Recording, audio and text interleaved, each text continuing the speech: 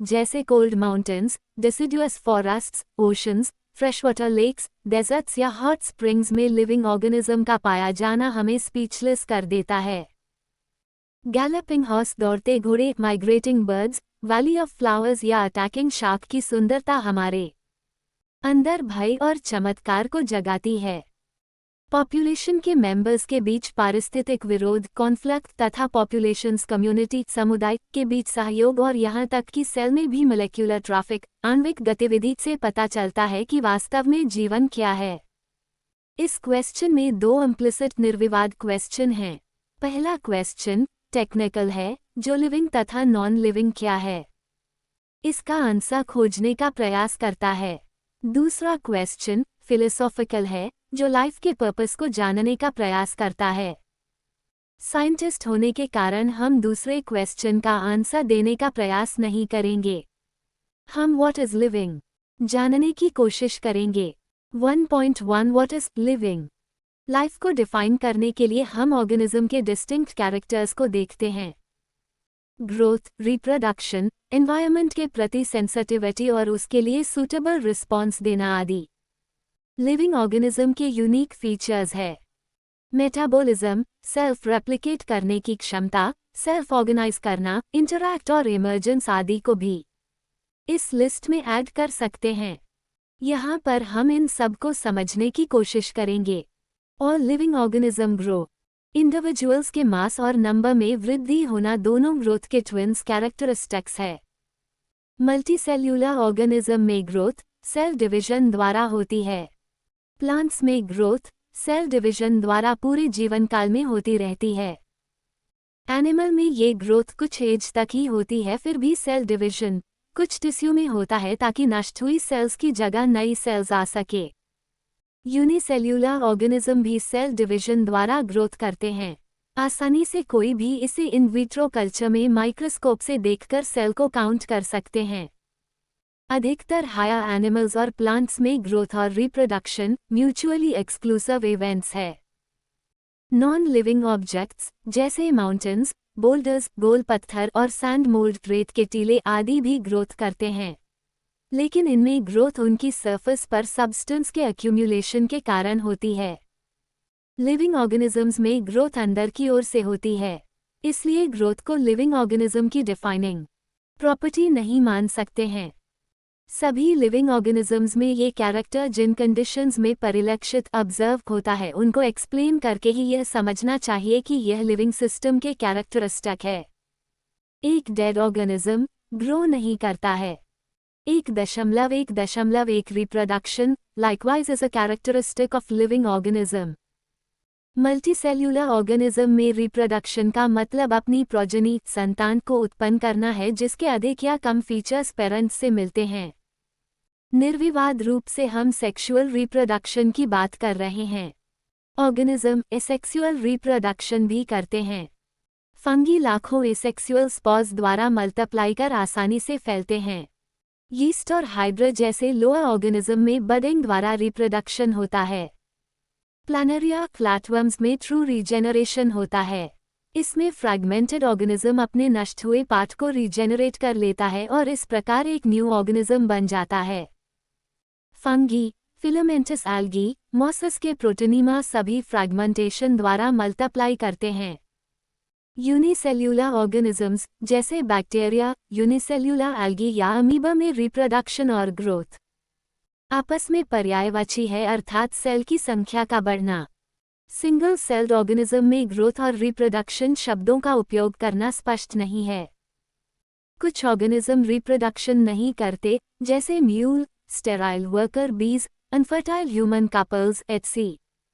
इस प्रकार रिप्रोडक्शन भी लिविंग ऑर्गेनिज्म की डिफाइनिंग कैरेक्टरिस्टिक्स नहीं हो सकती है। 1.2 another characteristic of life is metabolism. सभी लिविंग ऑर्गेनिज्म केमिकल्स के बने होते हैं। ये केमिकल्स छोटे, बड़े, विभिन्न क्लासेस, साइज, फंक्शन आदि वाले होते हैं। ये लगातार बनते रहते हैं और अन्य बायोमोलिक्यूल्स में बदलते और उनका निर्माण करते हैं।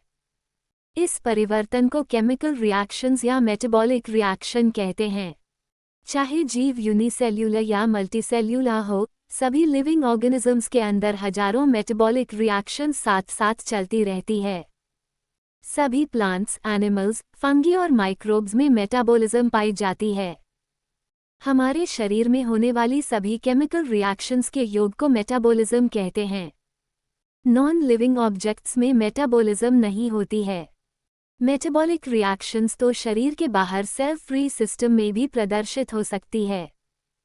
ऑर्गेनिज्म की बॉडी से बाहर टेस्ट ट्यूब में होने वाली आइसोलेटेड मेटाबॉलिक रिएक्शन न तो लिविंग है और न ही नॉन लिविंग। मेटाबॉलिज्म को बिना एक्सेप्शन के सभी लिविंग ऑर्गेनिज्म का डिफाइनिंग फीचर मानते हैं। टेस्ट ट्यूब इन विट्रो में होने वाली isolated metabolic reactions living things नहीं होती, लेकिन वास्तव में ये लिविंग रिएक्शन होती है। इसलिए बॉडी का सेल्यूलर ऑर्गेनाइजेशन लाइफ फॉर्म का डिफाइनिंग फीचर है।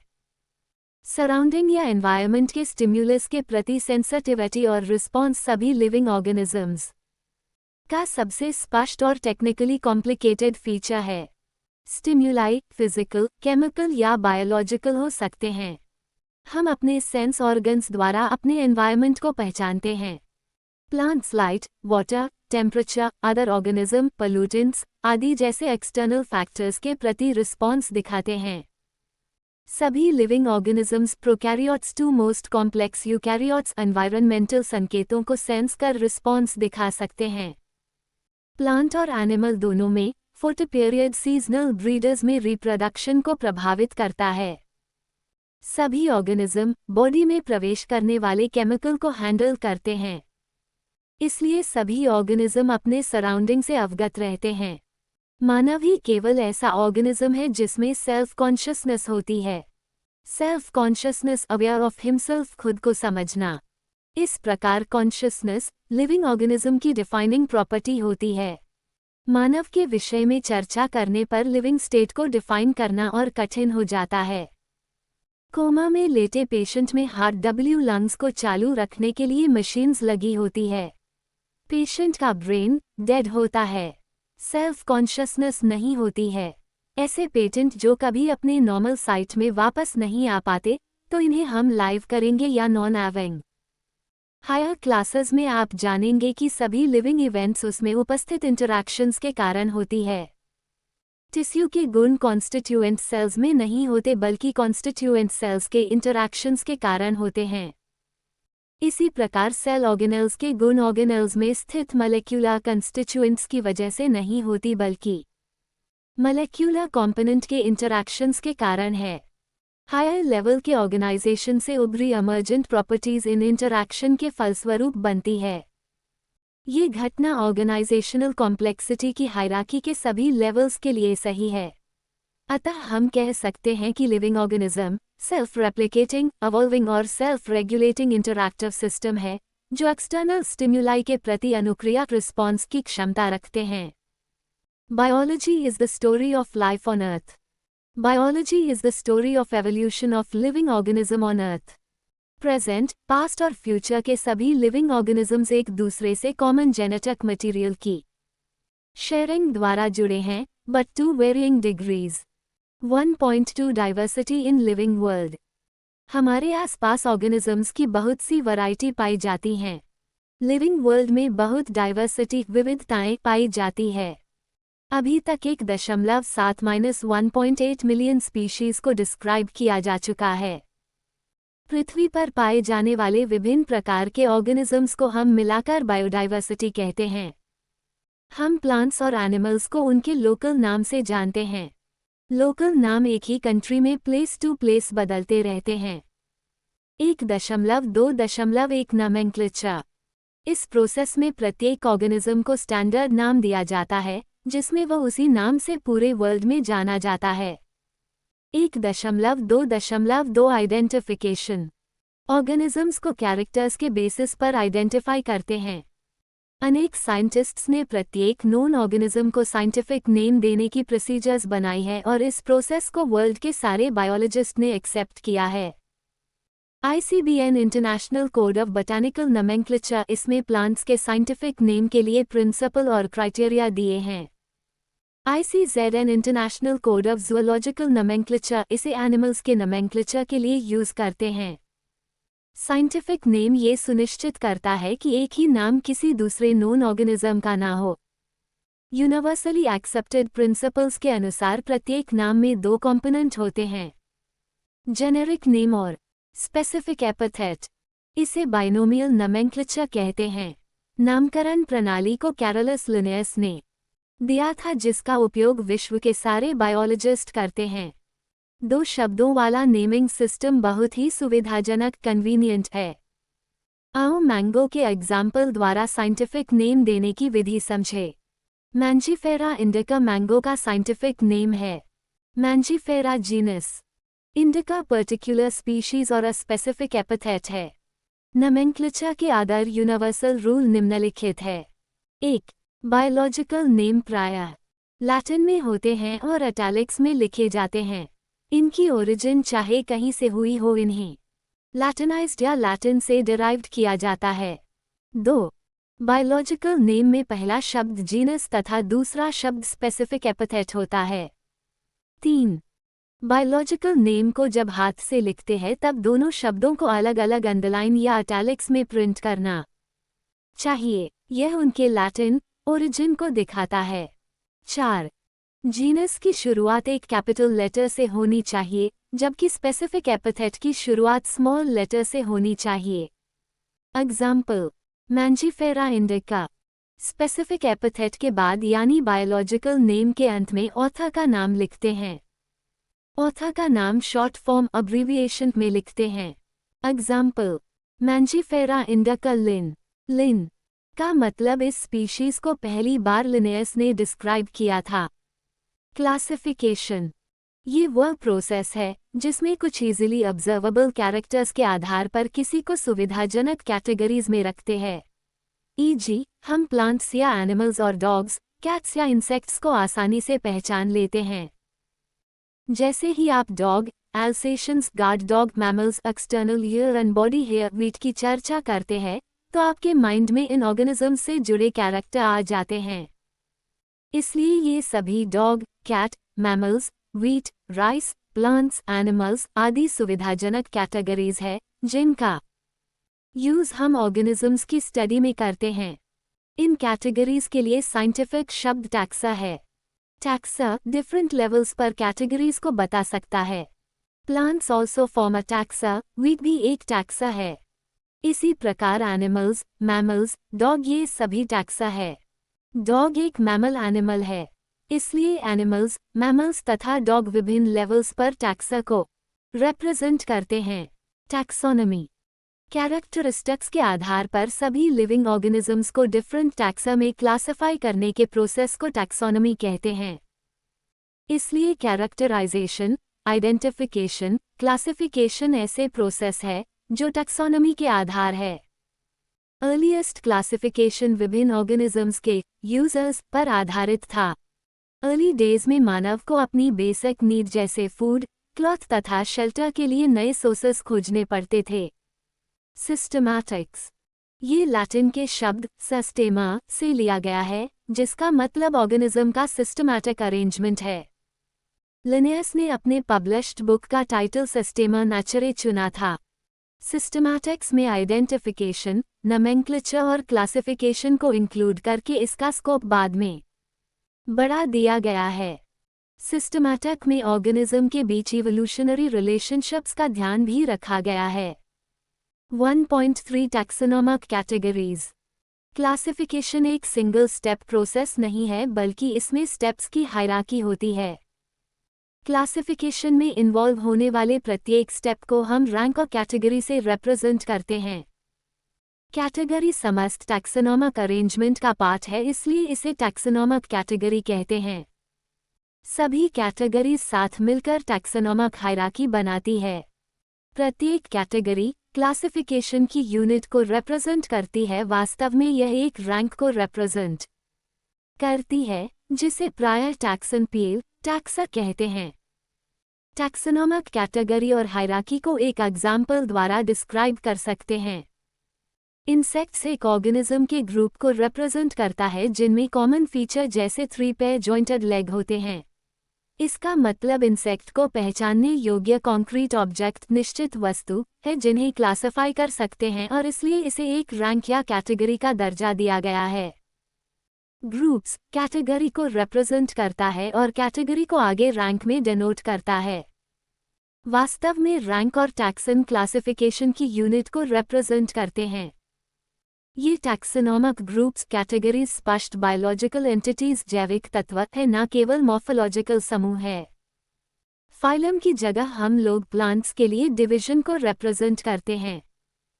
मानव की टैक्सोनॉमिक हायरार्की है एनामेलिया, कोडेटा, ममेलिया, प्रिमाटा, होमिनिडाई, होमो सेपियंस। सभी नोन ऑर्गेनिज्म के टैक्सोनॉमिकल स्टडी से निम्न कॉमन कैटेगरीज का विकास हुआ है: किंगडम, फाइलम और division for plants, class, order, family, genus, species. Taxonomic hierarchy में आते हैं kingdom, phylum, division, class, order, family, genus, species. Species lowest category है।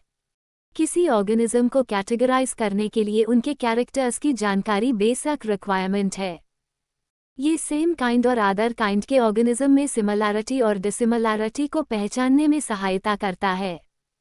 1.3.1 स्पीशीज इंडिविजुअल ऑर्गेनिजम्स का ग्रुप है जिसमें फंडामेंटल सिमिलैरिटीज होती है। हम किसी भी क्लोजली रिलेटेड स्पीशीज को आसानी से उनकी भिन्न मॉर्फोलॉजी के आधार पर पहचान सकते हैं। हम देखते हैं Mangifera indica, mango, Solanum tuberosum, potato और पैंथेरा लियो। लायन में इंडिका, ट्यूबरोसम और लियो शब्द स्पेसिफिक एपिथेट्स को रिप्रेजेंट करते हैं, जबकि मैंजीफेरा, सोलेनम और पैंथेरा जेनरा को रिप्रेजेंट करते हैं। प्रत्येक जीनस में एक या एक से अधिक स्पेसिफिक एपिथेट्स हो सकते हैं जो समान मॉर्फोलॉजी वाले भिन्न ऑर्गेनिजम्स को रिप्रेजेंट करते हैं। एग्जाम्पल, पैंथेरा का दूसरा स्पेसिफिक एपिथेट टाइग्रस होता है। जीनस सोलेनम, निग्रम और मेलेंजिना स्पीशीज आती है।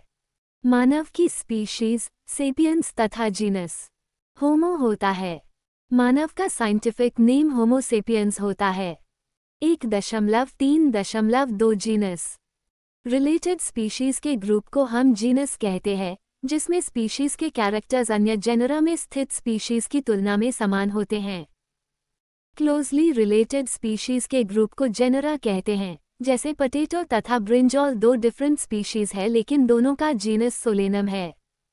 लायन, पैंथेरा, लियो, लेपर्ड, पी, पार्डस और टाइगर, पी, टाइग्रस, जिनमें बहुत सारे कॉमन फीचर्स हैं, इन सभी स्पीशीज का जीनस पैंथेरा है। पैंथेरा जीनस फेलिस जीनस से अलग होती है, जिसमें कैट्स आती हैं।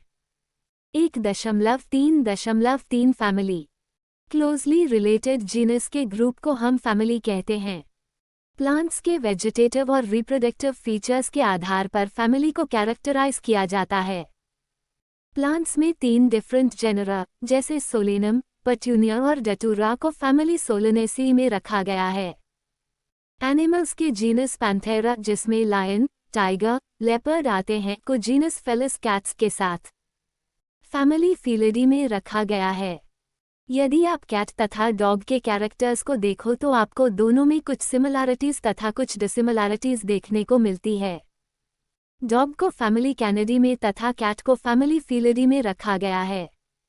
1.3.4 ऑर्डर आपने पहले देखा है कि कैटेगरी जैसे स्पीशीज, जीनस तथा फैमिली सिमिलर कैरेक्टर्स पर आधारित हैं। ऑर्डर तथा अन्य हायर कैटेगरी की पहचान एग्रीगेट कैरेक्टर्स के आधार पर करते हैं।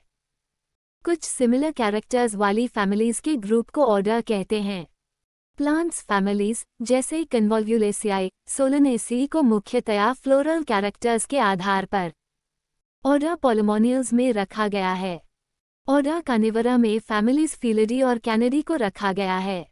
1.3.5 क्लास क्लोजली रिलेटेड ऑर्डर्स के ग्रुप को हम क्लास कहते हैं, जैसे ममेलिया क्लास में ऑर्डर कार्निवोरा तथा ऑर्डर प्रिमाटा आदि रखे जाते हैं।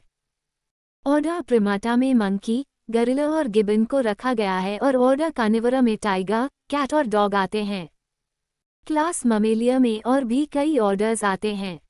1.3.6 फाइलम क्लासेस जिसमें एनिमल जैसे फिशेस, एम्फीबियंस, रेप्टाइल्स, एवीज तथा मैमल्स आते हैं, इनको नेक्स्ट हायर कैटेगरी फाइलम में रखा गया है। क्लास ममेलिया के साथ अन्य एनिमल्स जैसे फिशेस, एम्फीबियंस, रेप्टाइल्स और बर्ड्स मिलकर अगली हायर कैटेगरी बनाते हैं, जिसे फाइलम कहते हैं। ये सभी कुछ कॉमन फीचर्स जैसे नोटोकॉर्ड तथा डॉर्सल हॉलो न्यूरल सिस्टम की प्रेजेंस की वजह से फाइलम कोडेटा में रखे गए हैं। प्लांट्स के केसेस में फ्यू सिमिलर कैरेक्टर्स वाले क्लासेस को एक हायर कैटेगरी डिवीजन में रखा गया है। 1.3.7 किंगडम टैक्सोनॉमिक हायरार्की में हाईएस्ट कैटेगरी होती है। सभी एनिमल्स के विभिन्न फाइला को किंगडम एनिमलिया में रखा गया है। सभी प्लांट्स के विभिन्न डिविजन्स को किंगडम प्लांटे में रखा गया है। हम जैसे जैसे स्पीशीज से किंगडम की ओर बढ़ते हैं तो कॉमन कैरेक्टर्स घटते चले जाते हैं। किंगडम फाइलम और division class order family genus species figure 1.1 taxonomic categories showing hierarchical arrangement in ascending order. सबसे नीचे के टैक्सा में उपस्थित मेंबर्स में सबसे अधिक समान कैरेक्टर्स पाए जाते हैं। जैसे जैसे हायर कैटेगरी की ओर जाते हैं तो सेम लेवल पर अन्य टैक्सा से रिलेशनशिप बताना कठिन हो जाता है, इसलिए क्लासिफिकेशन और भी कॉम्प्लेक्स हो जाता है। 1.4 टैक्सोनॉमिकल एड्स। बायोलॉजिस्ट्स ने कई तरह के प्रोसीजर तथा टेक्निक्स को डेवलप किया है जिसके द्वारा इंफॉर्मेशन के साथ ऑर्गेनिजम्स के कंप्लीट स्पेसिमेन को प्रिजर्व किया जा सके। कुछ एड्स को नीचे दिया गया है। 1.4.1 हर्बेरियम। हर्बेरियम में कलेक्ट किए गए प्लांट स्पेसिमेंस को पेपर की शीट्स पर सुखाकर दबाकर प्रिजर्व करते हैं। बाद में इन शीट्स को universally accepted system of classification के अकॉर्डिंग अरेंज कर लिया जाता है। ये स्पेसिमेन अपने डिस्क्रिप्शन के साथ फ्यूचर में स्टडी के लिए स्टोरहाउस रिपोजिटरी में प्रिजर्व करके रखे जाते हैं। इन शीटों की इंफॉर्मेशन के साथ लेबलिंग की जाती है तथा कलेक्शन की date, place of collection, plant का इंग्लिश, लोकल तथा बॉटैनिकल नेम, फैमिली और कलेक्ट करने वाले का नाम आदि भी लिखा जाता है। प्लांट स्पेसिमेंस के स्टोरहाउस को हर्बेरियम कहते हैं। ये विशेष प्रकार के गार्डन्स होते हैं जिनमें लिविंग प्लांट्स को रेफरेंस के लिए रखा जाता है। 1.4.2 बॉटैनिकल गार्डन्स। इसमें प्लांट स्पीशीज को आइडेंटिफिकेशन के लिए ग्रो किया जाता है।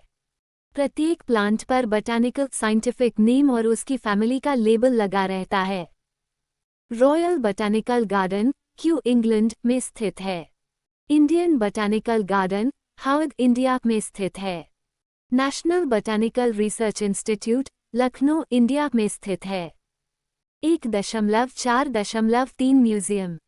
बायोलॉजिकल म्यूजियम्स प्रायः एजुकेशनल इंस्टीट्यूट जैसे स्कूल्स और कॉलेजेस में सेटअप किए जाते हैं। प्रिजर्व प्लांट्स और एनिमल्स के कलेक्शन को हम म्यूजियम कहते हैं। ये स्टडी पर्पस से यूज किए जाते हैं। म्यूजियम के स्पेसिमेन जाम में प्रिजर्वेटिव सॉल्यूशन में रख जाते हैं। प्लांट और एनिमल स्पेसिमेन को ड्राई स्पेसिमेन के तौर पर भी प्रिजर्व करते हैं। इंसेक्ट्स को कलेक्ट, किल करने के बाद पिन लगाकर इंसेक्ट बॉक्सेस में प्रिजर्व करते हैं। लार्ज एनिमल्स जैसे बर्ड्स और मैमल्स को यूजुअली स्टफ मतलब उसकी खाल के अंदर भूसा या रुई भरकर करके प्रिजर्व करते हैं। म्यूजियम्स में प्रायः एनिमल्स के स्केलेटन का भी कलेक्शन होता है। 1.4.4 जूलॉजिकल पार्क्स। जूलॉजिकल पार्क्स को हम 2008 कहते हैं। ये वो स्थान है जहां वाइल्ड एनिमल्स को प्रोटेक्टेड एनवायरनमेंट में रखते हैं, जहां हम उनकी फूड हैबिट्स और बिहेवियर के बारे में अध्ययन करते हैं। इनसे हमें वन्य जीवों की, मानव की देख रेख में आहार, प्रकृति तथा व्यवहार को सीखने का अवसर प्राप्त होता है। यथासंभव इनमें सभी एनिमल्स को उनके नेचुरल हैबिटेट में रखने की कोशिश की जाती है। बच्चे इसे विजिट करना पसंद करते हैं। 1.4.5 की वो टैक्सोनॉमिकल एड है जो सिमिलैरिटीज और डिसिमिलैरिटीज के आधार पर प्लांट्स और एनिमल्स को आइडेंटिफाई करने में यूज होती है। कीज कंट्रास्टिंग कैरेक्टर्स के पेयर पर आधारित होती है, जिन्हें हम कपलेट कहते हैं। कपलेट दो ऑपोजिट ऑप्शंस में चॉइस को रिप्रेजेंट करते हैं। इसमें एक को एक्सेप्ट व दूसरे को रिजेक्ट किया जाता है। की में प्रत्येक स्टेटमेंट को हम लीड कहते हैं। प्रत्येक टैक्सोनॉमिक कैटेगरी जैसे फैमिली, जीनस एंड स्पीशीज के आइडेंटिफिकेशन के लिए सेपरेट कीज की आवश्यकता होती है। कीज सामान्यतया एनालिटिकल होती है। डिस्क्रिप्शन को लिखने के लिए फ्लोरा, मैनुअल, मोनोग्राफ और कैटलॉग्स अन्य माध्यम है। ये करेक्ट आइडेंटिफिकेशन में भी सहायता करते हैं। मैनुअल्स के द्वारा किसी एरिया में पाई जाने वाली स्पीशीज के नाम को आइडेंटिफाई करने में सहायता मिलती है। मोनोग्राफ किसी एक टैक्सन के लिए डिस्क्रिप्टिव बुकलेट होती है। फ्लोरा किसी एरिया में मिलने वाले प्लांट्स और उसके हैबिटेट के बारे में जानकारी देते हैं और ये पर्टिकुलर एरिया में पाई जाने वाली प्लांट स्पीशीज को विषय सूची देती है।